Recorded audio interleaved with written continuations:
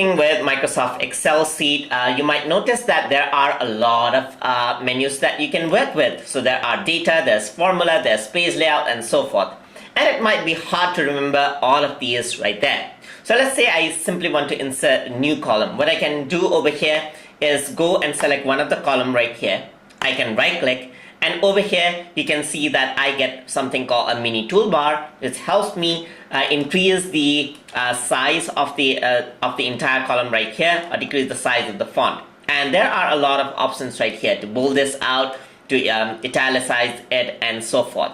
And besides that, if I were to right click, you can see that I get a context menu as well. So let's say, for example, if I were to press on insert, it inserts a column right here. If I want to insert a row, I'm going to click on one of the row. I'm going to right click and going to go to insert. So you can see that I can easily insert a data right there.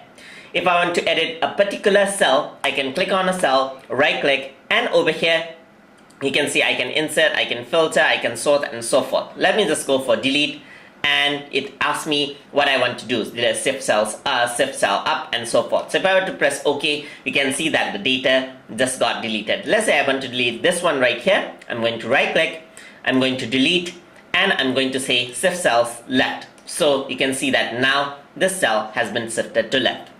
Over here, if I were to right click, you can see that I get a context menu again.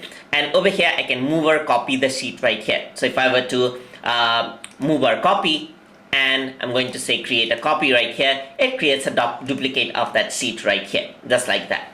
So that is how you can access the mini toolbar and the context menu inside of Microsoft Excel. Hope you guys learned something as always. And as always, please like, comment, share, and subscribe.